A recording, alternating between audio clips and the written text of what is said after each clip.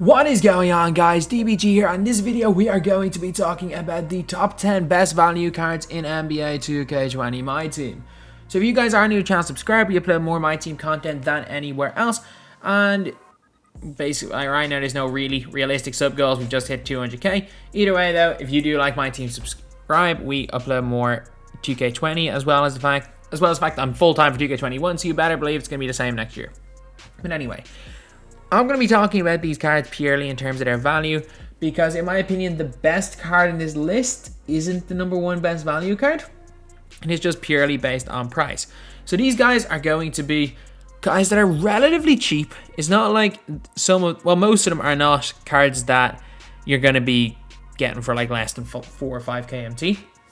But these guys, you're not going to break the bank. The most expensive player in this is, there is one player that's over 50k. And then every other card I think is like 30k or less. But these are cards that can compete with God squads, that can compete with the best cards in the game, while being very, very cheap. There is no, for me anyway, I don't think there's any point suggesting, because of the kind of 99 everything God squad era we're in right now, I don't think there's any point suggesting like 3,000-4,000 MT players, apart from a few of them here, but suggesting a bunch of them, like saying best players for under 5k, because realistically there's about 4 or 5 usable players under 5k. But at the same time, if you go up to the 10k MT range, you can probably get a whole team of guys less than 10k MT that could compete for you. So now we're going to get onto it. At number 10, we have got a favorite of the DBG channel, lads. We have got a favorite, and I think you guys know who he is. We have got, for 3,000 MT, we have got the Diamond Nick Batum. Yes, we've got Nick Batum. Nick Batum, I'm pretty sure he has the magic behind the back. 26 half badges, including clamps. At super good length. Only got gold range extender and gold quick draw, which isn't ideal, but again, for his price, you can't get much better. He's got 93 ball, 84 mid. Or say 84 mid. He will hit them fairly consistently. Not the best dunker in the world, but he's going to be that glue guy. If you're just starting out MyTEAM and you just want a guy to play really great defense and hit wide open jumpers, he's perfect. And for the price of around 3 to 4k MT, depending on when you buy him, it might be a little more expensive after this video comes out, but trust me, he shoots down in price every time. Do not spend more than 5k for him, because trust me, you will be able to get him cheaper. And at number 9, for only 9,000 MT, and I think this guy is a really great center. I just think there's another guy a little bit later that you can argue is better than him, mainly because of a secondary position. But this dude is so good. It's just, the only reason this card isn't higher is that I don't literally want like 4 of my top 5 to be centers. It's Dino Raja. Dino is 9,000 or less MT. Like, you can legitimately get this guy. I've seen people buy him for 5,000 MT. For Dino, you've got a 6'11 center with the longest wingspan in the game. You've got a center that just moves ridiculously well. Like, it's hard to explain movement in game, but trust me, he feels like he's got like 99 speed. He's got 33 Hall of Fame badges, 20 golds. The only problem with this card is that he's no range extender goal. No range extender at all. That's literally it. That's the only problem with this card, is he's no range. If he had range, I'm telling you, we'd better see an Opal Dino this year. With the amount of unbelievable cards you've seen in this game, we better see an Opal Dino at range. That card might be probably the number 3 center in the game. Actually, no. Dino at range would be, depending on his stats, could be anywhere from 2 to like 5 or 6 in centers, because of how many great cards there are.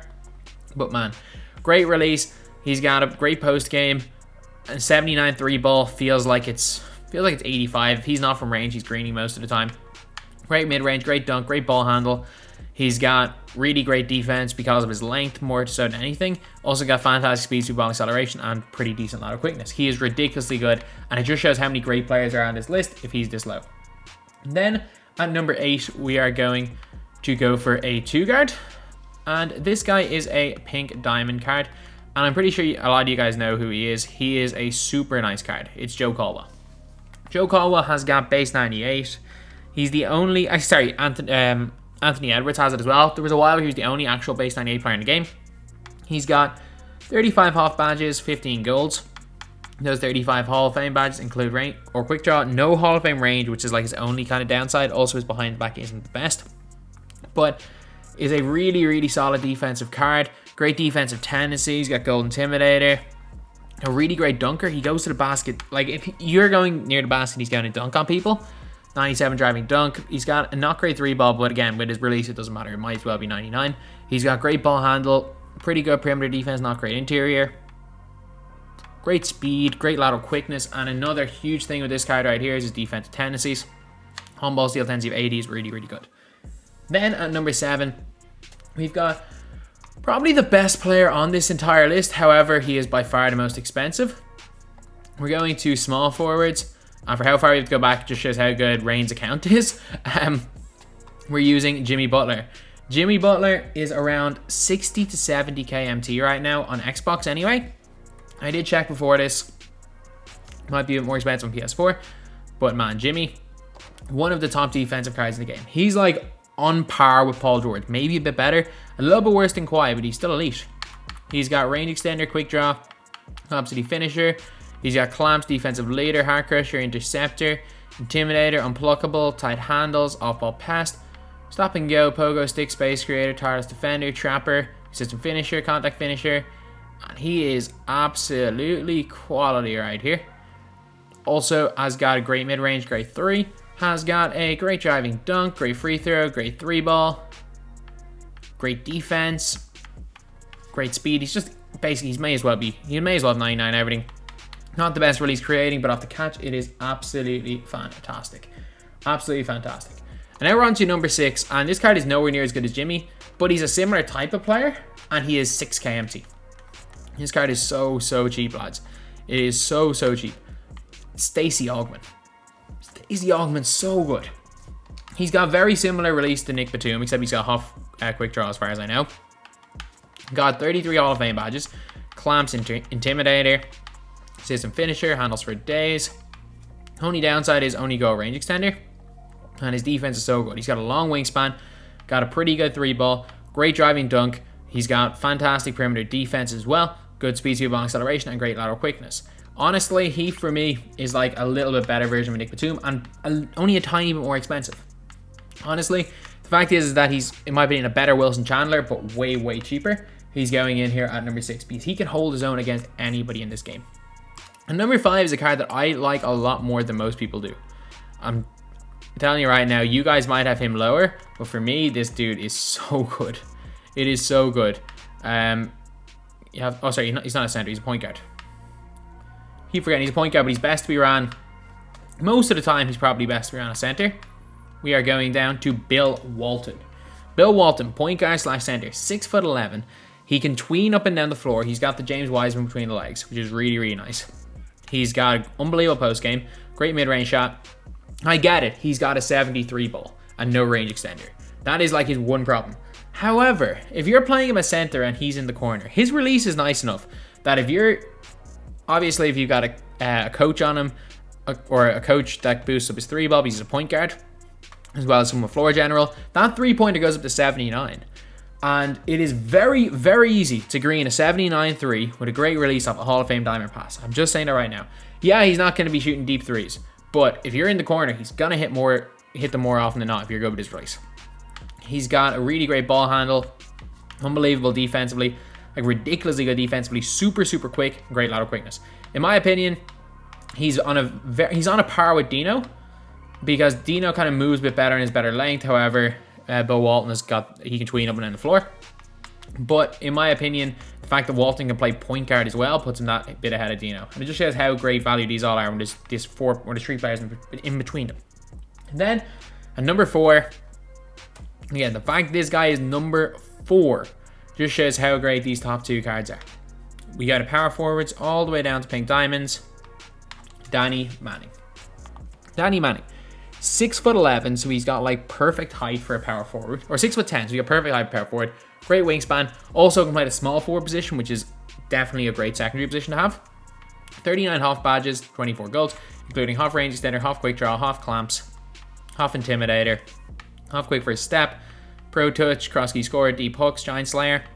And thankfully he's got goal, rebound chaser, but trust me, his rebounding is not the best. Also gold interceptor, pick dodger, which is good. Stats wise, unbelievable post game, unbelievable shooter, unbelievable dunker, good ball handle, has got pretty decent defensive stats, nothing spectacular, but pretty decent. great speed, as well as great lateral quickness. The problem is his rebounding. However, if you play him a small forward, it literally does not matter. It does not matter. This card is absolutely fantastic, lads. Trust me. And he's like 6-7 KMT. Again, I'm guessing most of you guys have got Manning, but if you haven't, go get him. Now at number 3, we are going to put in a guy that was... He's been here a while. He's been here since May. But man, this card's so good. This card is so good. It's Dwayne Wade. Dwayne Wade has got the best behind the back in the game. Also the best release in the game. He's only got gold range extender, which is a bit of a problem. Don't get me wrong, gold range is a bit of a problem. Still has half quick draw. No pick dodger, again, is a bit of a problem. It doesn't matter. It does not matter. If you're new to the game, if you're good with this card, he can destroy people. I've seen people go on 12-0 runs with this Dwayne Wade card, just literally just shooting every shot with this Dwayne Wade and scoring. Like, if you know what you're doing with this card, I'm by no means one of the best Dwayne Wade users in the world. But like, I get cooked by this Dwayne Wade card more than I get cooked by most opals. This card in the right hands is an absolute, like, he is an absolute just impossible player to stop depending on who's using him. The only way you can stop certain players with him is by sending doubles, and then someone else is going to be open. There is nothing that worries me more than seeing a Dwayne Wade card at point guard in a team of some of the best wing defenders in the game. So for example, if you see like this Dwayne Wade here and someone has just got a bunch of great budget defensive players, you know that this guy knows what he's doing and is just using a budget squad, either by choice or because they have to, but you know they know what they're doing. However, if you do see this guy at the 2 with a bunch of like other bad cards, you know they probably don't know what they're doing. But yeah, no, this card, he can cook. He's absolutely fantastic. Now we're on to the top 2. So both of these guys play the center position. At number 2, we've got the guy who I think is slightly better of the 2. It is for around 25 to 30k on this system. It's James Wiseman. James Wiseman, man, he's not as good as the opal. I'm gonna say that right now. He's not as good as the opal, but like the opal, James Wiseman is arguably the best center, or arguably the second best center in the game. He can tween up and down the floor. Doesn't have the best behind the back. He's got half quick draw, and he's got Chris Bosh's release, which is cash. Only gold range extender, which is a bit annoying. However, still has quick first step, still has downhill, rim protector, still has clamps, Hall of Fame, still has intimidator, Hall of Fame. He's got rebound chaser, Hall of Fame. So he's got like a lot of the vital badges from his opal, still Hall of Fame. Obviously, only go quick draw or go range, but gold range is fine. Still got that half quick draw though, so his release is great. Good post game, great 3-ball, great driving dunk. He's got, again, a great ball handle because you are guaranteed to be running with someone with Hall of Fame floor general on the floor. Got a pretty decent block. Not the best perimeter defender, but he does have Hall of Fame clamps, which is all that really matters, and intimidator. Great interior defense, got great speed, 2-ball acceleration, and pretty okay lateral quickness. His card, in my opinion, is a top 10 center in the game, and honestly, like, the fact that he is this cheap is unbelievable. But the fact he's not number 1 just shows that I saw this card for 12k MT. I saw Eddie freaking Curry for 12k MT. Do I think Curry's as good as Wiseman? No. Is he debatably as good as Wiseman? Yes. Eddie Curry is a 7-foot tall center with 31 half badges. He has got Hall of Fame quick first step downhill, Hall of Fame clamps, Hall of Fame intimidator, only goal quick draw and range. But range, you'd rather have the Hall of Fame. But again, base 38 on goal quick draw, in my opinion, is better than base 38 in Hall of Fame quick draw. His release is cash. He's got an insane post game. He shoots the 3-ball at a way higher rate than you'd think with an 85 rating. He's got a fantastic dunk, got fantastic ball handling, great on defense. He's got very good speed and pretty decent lateral quickness. This card right here, just even animations wise, jump shot wise, I legitimately said at one stage he was a top 3 or 4 center in the game. My first top 100 cards in this game, I had him at number 5. Did I overrate him? Probably due to recency bias. But while I don't think he's quite as good as James Wiseman, I think there is so much of a gap between Wiseman and Eddie Curry and the next best centers below 50k.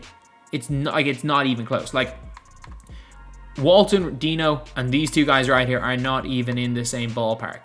These two guys can compete with the best of the best. These guys can probably hold their own sometimes if the player is bad, but man, these guys can compete with the best of the best. So if you want to think why, like, Wiseman is that little bit better, but he is probably around twice the price of Eddie Curry.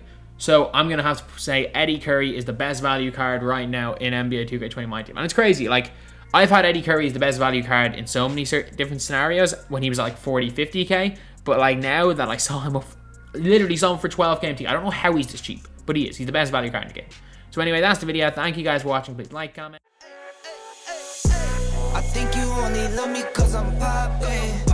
This a layup, this a rebound, then it's Robin. Tyson with the fade, not the hair, my hands rockin'.